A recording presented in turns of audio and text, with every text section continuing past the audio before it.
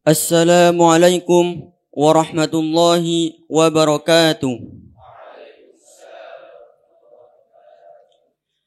Alhamdulillah, assalatu wassalamu ala rasulillah, Sayyidina Muhammad ibni Abdillah wa ala alihi wa sahbihi wa man wala, wa la hawla wa la quwata illa billah, amma ba'd. Alhamdulillah, pada pagi hari yang cerah ini kita dapat berkumpul kembali dalam rangka dialog santri pesantren ilmu Al-Quran Singosari Malang bersama guru mulia kita Syekhuna Kiai Haji Lutfi Basri mata'anallah bituli hayati syarifah. Langsung saja kita tanya-tanya pada beliau.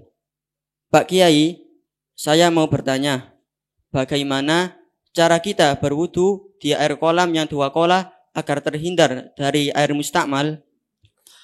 Pertanyaannya, cara wudu di kolam yang hanya 2 gula. Iya. Kurang apa tepat persis? Persis tepat. Kalau 2 gula persis itu tidak ada mustakmal namanya. Tapi kalau kurang dari 2 gula itu ada namanya air mustakmal. Kalau air itu banyak, 2 gula lebih, maka selagi air tersebut tidak kecampuran barang najis yang berubah, ya bisa berubah airnya atau sifatnya, itu bebas-bebas saja. Itu ya. Atau juga tidak terkena semacam sabun yang banyak sehingga berubah bau dan rasa mungkin ya, warnanya.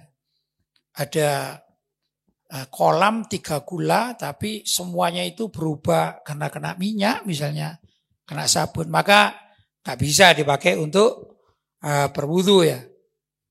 Tapi kalau lebih dari 2 gula dan tidak berubah bau, rasa maupun warna, maka bebas kita menggunakannya, bebas saja dengan model apa.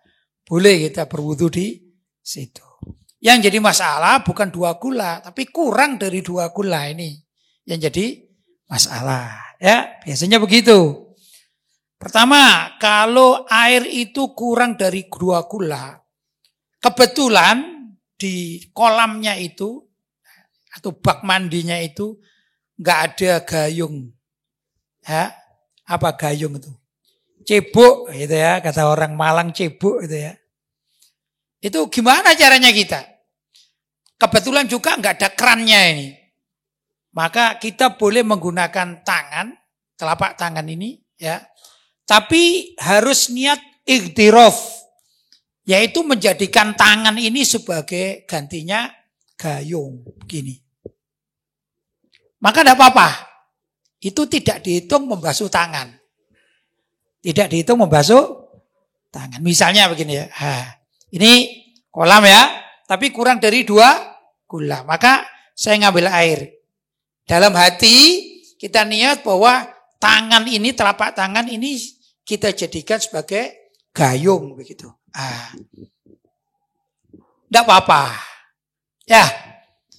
Kemudian tatkala membasuh tangan juga pertama ngambil begini. Kemudian dibawa keluar dari kolam. Ya, kemudian kita ratakan air itu di tangan. Tetap tidak masalah karena niat waktu mengambilnya begini sebagai apa? Cebok atau gayung. Tapi kalau waktu memasukkan tangan dan itu sudah bagian tangan ya, membasuh tangan. Kok niat dimasukkan, niat membasuh tangan. Ya akhirnya jadi mustakmal. Kalau jadi mustakmal untuk bagian setelah tangan apa? Setelah tangan rambut ya. Maka rambutnya gak sah jadi. Harus cari air lain. Begitu. Maka orang yang berwudu ini harus pandai. Pandai apa? Pandai mengatur hati ya, niat. Pertama, tadi karena enggak ada gayungnya, kalau menggunakan tangan harus berniat tangannya ini dipergunakan untuk gayung. Kalau ada gayung sekarang, gimana caranya? karena ini kurang dari 2 gula, ya, maka ngambil air, kemudian disiramkan di mana? Bagian kepala itu di luar kolam. Di luar bak mandi atau kolam. Biar apa? Biar tetesannya ini tidak tumpah ke bak tadi, ya, sehingga yang sedikit ini kalau tertumpah dengan tetesan atau bekas air wudhu, jadinya mustakmal, tidak bisa dipergunakan untuk selanjutnya. Maka bagi orang yang ngerti itu enggak berwudhu karena ini kurang dari 2 gula. Berwudhu itu kemudian bekasan dari siraman wudhu kembali kemana? Ke baknya. Maka menjadi mustakmal. Caranya gimana? Harus di luar bak. Begitu ya. Nah, sekarang ada kejadian ini. Gimana? Dan ini musim ya. Gimana kalau ada keran di situ dan otomatis? Keran ini otomatis. Setiap kita ngambil satu gayung, maka akan tambahlah air dari keran yang otomatis tadi itu satu gayung. Sehingga walaupun gitu ya, walaupun kolam atau baknya itu kecil, dipakai apa saja nggak habis ya. Gimana ini? Dihukumi sebagai air mengalir, jadi boleh. Dihukumi sebagai air mengalir. Walaupun kita wudhunya tumpah kemana? Ke bak lagi. Tapi karena ini kalau diambil terus, dia akan terisi dengan air yang lain. Maka dihukumi sebagai air mengalir. Jadi sah. Begitu ya. Kecuali kalau yang air sedikit, sebelum mengalir tambahan, tiba-tiba terkena najis. Terkena najis. Misalnya ada bangkai tikus misalnya. Maka sebelum ditambahi air yang otomatis, ya itu ini wajib dibuang dulu. Ya, di mana? Di kolamnya wajib dibuang dulu sampai sekira suci baru dialiri dengan air yang baru. Caranya ya otomatisnya ditahan begitu. Jelas ya? Itu cara berwudu. Kalau air itu sudah ya, sedikit, maksudnya kurang dari 2 gula, jangan sampai ada yang ketetesan bekas wudu, air bekas wudu. Tapi kalau 2 gula ke atas, boleh ketetesan, tidak apa-apa. Asalkan tidak berubah. Tidak berubah apanya? Warnanya, baunya, maupun rasanya. Jelas? Baik. Pak Kiai, banyak orang kafir yang menyedekahkan hartanya untuk kepentingan orang lain. Misalnya untuk korban bencana alam. Yang saya tanyakan, apakah orang kafir mendapatkan pahala jika melakukan hal kebaikan? Pahala. Ya, orang kafir apakah dapat pahala kalau melakukan kebaikan? Begini ya, urusan pahala itu maupun urusan dosa adalah urusan surga dan neraka. Begitu ya. Di surga tidak ada orang kafir. Orang kafir tempatnya di neraka. Jadi sebesar apapun amalan kebaikan orang kafir, tidak akan menyebabkan si kafir itu masuk surga. Tidak mungkin. Karena itu surga milik Allah. Sedangkan kafir itu adalah tidak mengakui ketuhanan Allah. Atau mengingkari ketuhanan Allah, kerasulan, utusan Allah. Begitu ya. Intinya bahwa orang kafir itu menentang Allah. Atau mungkin lebih konkret dikatakan semua orang kafir adalah musuh Allah. Sedangkan Allah itu menciptakan surga untuk orang-orang yang beriman saja. Tidak mungkin orang kafir masuk surga. Jadi sebesar apapun amalan baik orang kafir tidak diterima. Begitu ya. Paham? Gak ada orang kafir dapat pahala banyak, gak ada itu. Itu penyesatan. Kalau ada siapa saja misalnya tokoh atau tokoh Islam mengatakan tidak apa-apa, murtad tidak apa-apa, besok akan bisa masuk surga toh. Itu namanya pembodohan publik. Ya, pembodohan publik ya, tipu-tipu di dalam agama ini ya.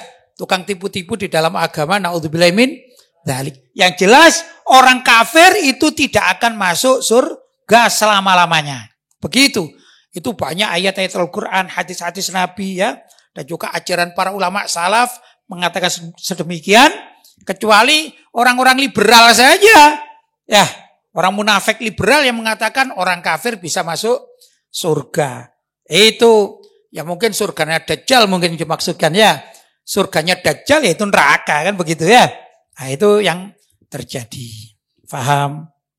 Pak Kiai, bagaimana hukumnya jika kita bekerja menjadi fotografer pernikahan yang mana di dalam fotografer itu kita menfoto antara suami dan istri atau menfoto sebelum acara pernikahan atau yang disebut free wedding? Bekerja sebagai fotografer Ya. untuk pernikahan itu hukumnya ada yang halal dan ada yang haram. Bekerja itu ada yang halal, ada yang haram. Yang halal adalah waktu foto atau memotret keadaan pernikahan yang tidak bertentangan dengan syariat. Itu boleh. Pertama, foto itu sendiri memang ada khilafiyah bainal ulama. Apakah foto itu boleh? Saya menganut yang boleh. Walaupun ada juga Ahlussunnah wal Jamaah yang mengatakan tidak boleh. Ahlussunnah loh ini ya. Salah satu guru saya, ahli tasawuf, beliau bernama Syekh Abdurrahman Al-Kurdi dari Turki, itu mengharamkan foto. Tapi guru utama saya, Abu Yazid Muhammad bin Alwi Al-Maliki, tidak mengharamkan foto. Begitu. Jadi di kalangan ulama Ahlussunnah wal Jamaah tentang foto ini sendiri ya tidak masalah, khilafiyah. Gak masalah itu ya, hukum. Nah, saya mengikuti yang tidak mengharamkan foto. Kalau begitu, dengan pendapat ini, orang yang bekerja jadi tukang foto menjadi boleh. Begitu ya. Terkait dengan pernikahan atau acara pernikahan, maka tukang foto harus pandai-pandai. Kalau ingin fotonya dan hasil uang yang didapatkan dari pekerjaan foto tadi, fotografer tadi itu halal kepinginnya, maka carilah event-event yang halal saja. Halal saja. Contoh begini, harus ada kesepakatan dengan pihak yang mengundang. Kan itu kan diundang ya, diminta atau disewa. Kalau mau lo ya, maka mengatakan saya hanya mau memotret tatkala akdun nikah dan di situ tidak ada wanita. Kalaupun ada wanita, wanitanya terpisah. Begitu. Ya. Dan ini saya praktekkan bisa. Saya praktekkan bisa. Kalau mau itu bisa. Paham ya? Maka orang yang mantu atau menikah, itu kalau mau praktek bisa. Asalkan mau loh. Yang jadi masalah kan gak mau. Pertama gak mau, kedua gak mau tahu. Datang menikah, apa kata yang ngatur, itu namanya gak mau tahu. Tapi kalau ustadz, santri, mau tahu terhadap dunia pernikahan, maka nego kepada calon mertuanya, begitu ya, kepada keluarganya. Nanti urusan wanita ditaruh sebelah sana, urusan laki-laki sebelah sini, jadi terpisah. Itu maka memfoto dalam keadaan tidak ada ikhtilat, campur aduk laki dan perempuan, hukumnya boleh jadi. Yang nggak boleh itu kan ada kemanten, tapi ikhtilat, laki perempuan duduk bersama, gerumbul begini, itu jadi haram. Difoto juga haram. Nah, yang memoto berdosa. Yang difoto berdosa. Paham?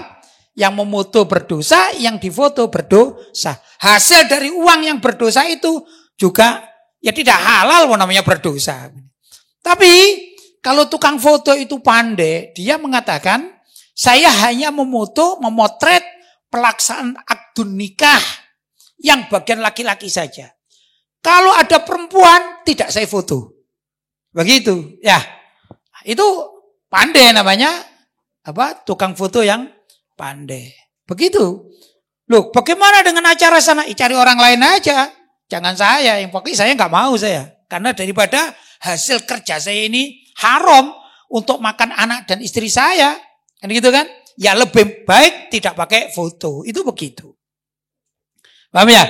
Jadi fotografer itu ada yang pandai agama dan dia peduli terhadap masalah kehalalan hasil kerjanya. Ada yang tidak peduli. Asal aja yang penting job-joban dapat berapa ya foto jadi.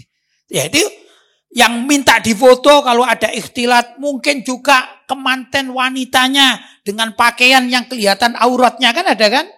Ada kemanten wanita itu yang tertutup auratnya, ada. Ya, alhamdulillah keluarga saya biasanya kalau kemanten wanita itu semua tertutup aurat, kecuali yang memang dikhilafkan yaitu wajah, dikhilafkan bainal ulama. Apakah wajah ini termasuk aurat? Apakah wajah ini termasuk aurat? Ini juga khilaf bainal ulama, perbedaan pendapat. Ada pendapat yang kuat, maka wajib ditutupi. Ini baik sekali. Tapi juga ada yang mengatakan wajah dan telapak tangan itu seperti tatkala sholat, ini tidak wajib ditutupi, termasuk juga di luar sholat. Nah ini yang dipergunakan oleh ulama-ulama Indonesia dan sekitarnya atau Nusantara mengambil ibrah atau pendapat bahwa wajah wanita ya dah, dengan telapak tangannya bukan aurat begitu. Maka banyak kan orang ustazah-ustazah yang alimah-alimah di Indonesia, di Malaysia, beberapa tempat tetap aja hanya menggunakan jilbab, tentu pakaian yang yang syar'i, tapi wajahnya masih tampak. Ini ada pendapat yang boleh. Sudah mengikuti pendapat yang ini, maka kemanten wanita yang sudah menutup aurat kecuali wajah, maka boleh difoto. Tapi tidak boleh difoto bersama lelaki lain. Tapi kalau dengan suaminya jadi boleh. Begitu. Maka trik-trik semacam ini harus dipahami oleh para fotografer. Paham ya? Baik. Pak Kiai, apakah sebuah kewajiban bagi seorang anak untuk mengqadha sholat orang tuanya yang sudah meninggal? Orang tua sudah meninggal, mempunyai kewajiban atau tanggungan sholat gitu ya. Pertama begini saya terangkan. Setiap orang, mau bapak, mau anak, mau kakek, mau suami, mau istri, pokoknya yang namanya manusia, muslim, maka tidak ada yang namanya uzur tidak sholat.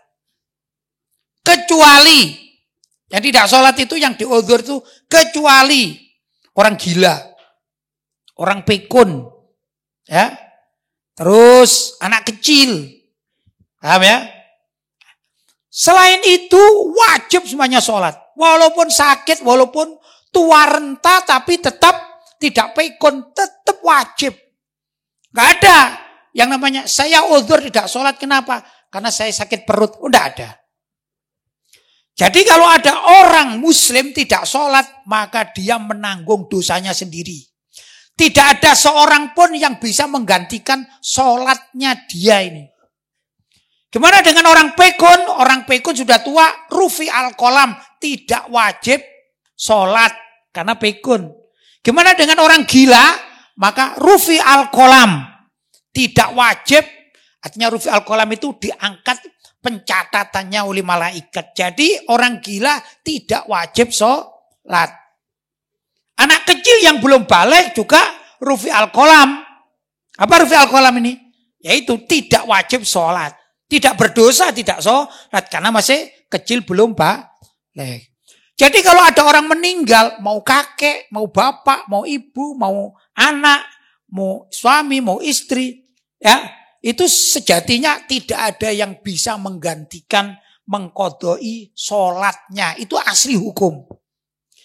Tapi kalau ada keluarganya yang mau mengqadhakan sholatnya, menurut ulama Ahlussunnah wal Jamaah, mazhab Syafi'i itu boleh, tapi tidak wajib.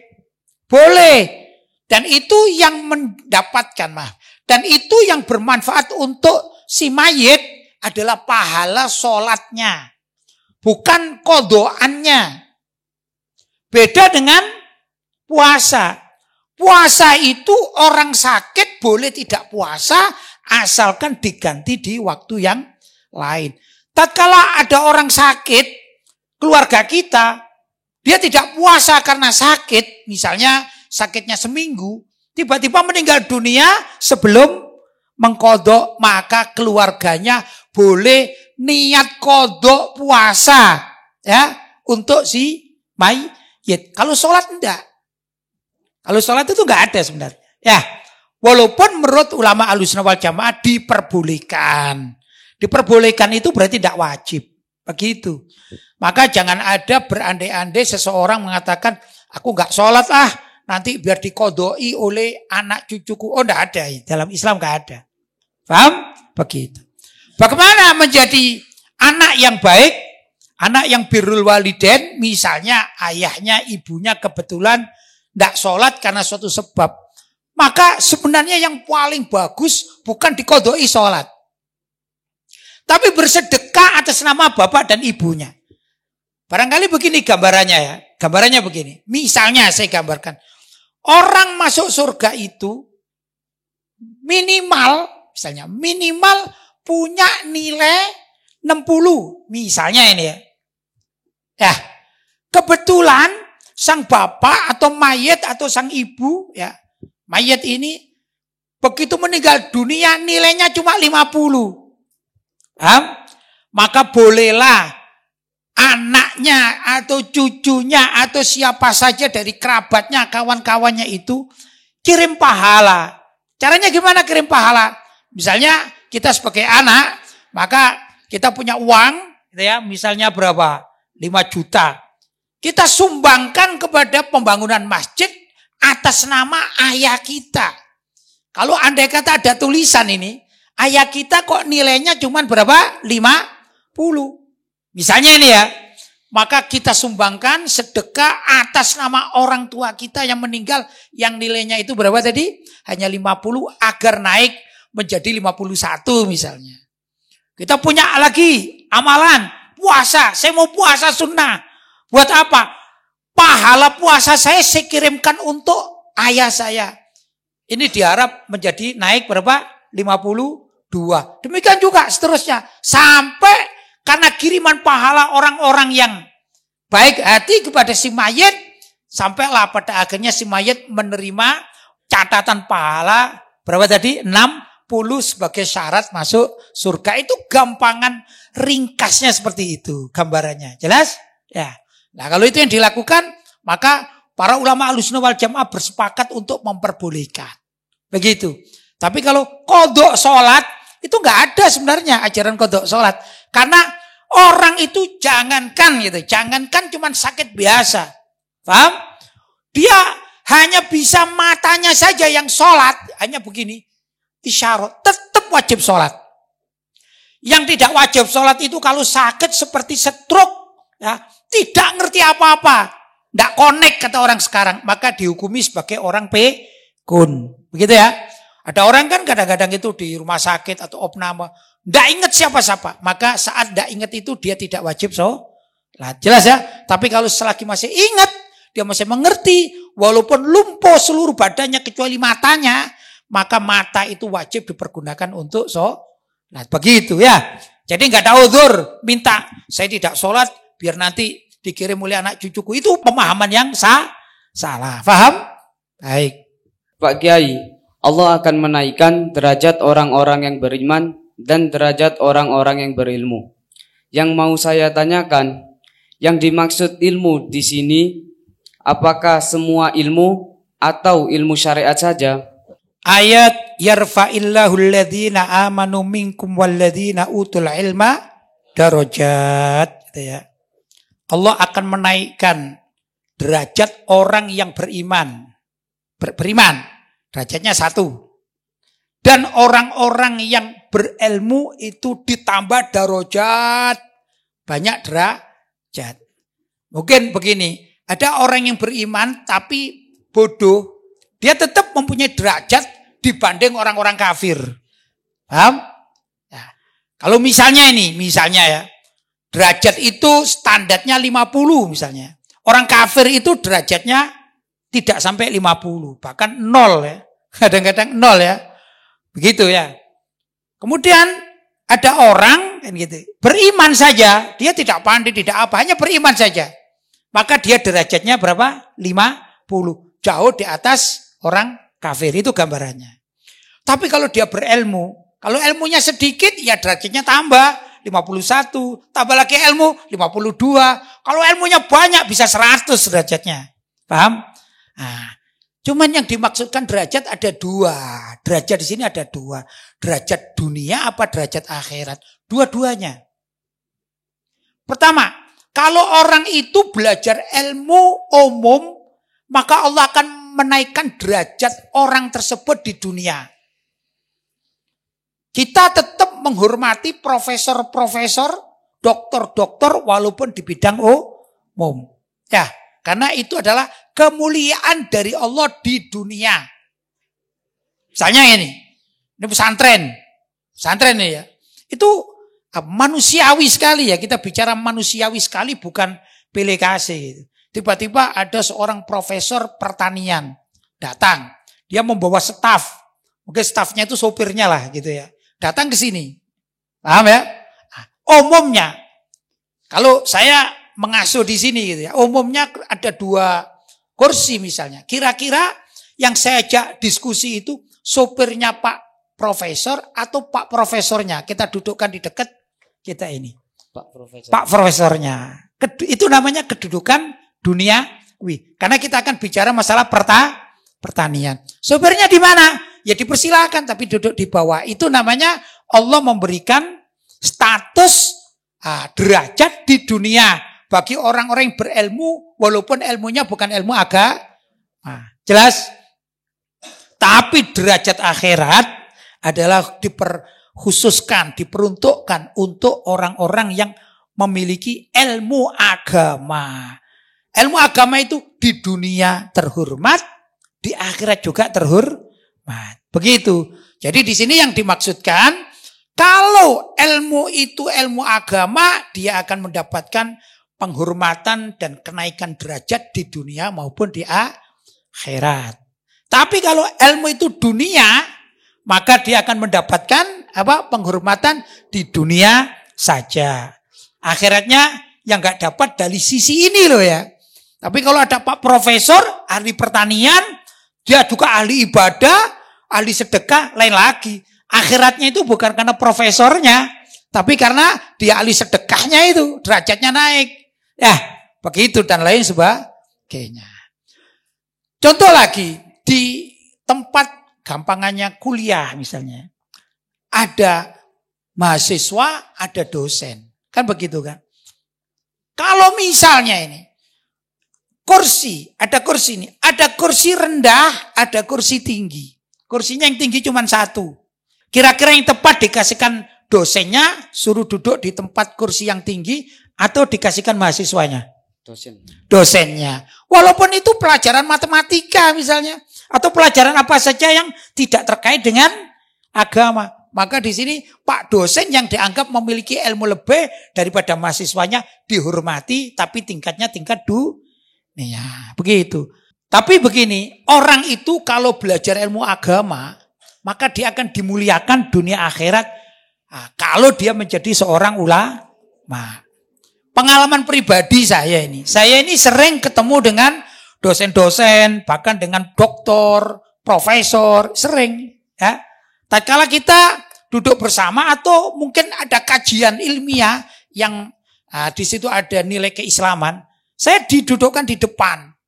Padahal ini profesor-profesor, doktor-doktor. Kalau di masjid misalnya, ya, saya kalau secara sekolah formal saya cuma SD dan SMP. Tapi saya bisa menceramai profesor maupun doktor. Kenapa demikian? Karena Allah memuliakan orang yang memiliki ilmu agama lebih daripada hanya sekedar memiliki ilmu dunia. Itu aturan dari Allah SWT. Itu di dunia. Gambarannya begitu. Ya, dan banyak yang saya tahu ulama-ulama itu bahkan di kalangan pejabat-pejabat. Saya pernah lihat seperti A'agim, ya, Ustadz Abdul Somad, sangat dimuliakan bahkan dari pihak pemerintahan dan juga dari aparat dan juga dari kalangan akademisi. Begitu kurang lebih. Yang dimuliakan apanya? Ya karena ilmu agamanya itu. Paham? Begitulah. Ini Allah mengatur segi derajat di dunia. Belum kalau di akhirat. Paham? Baik.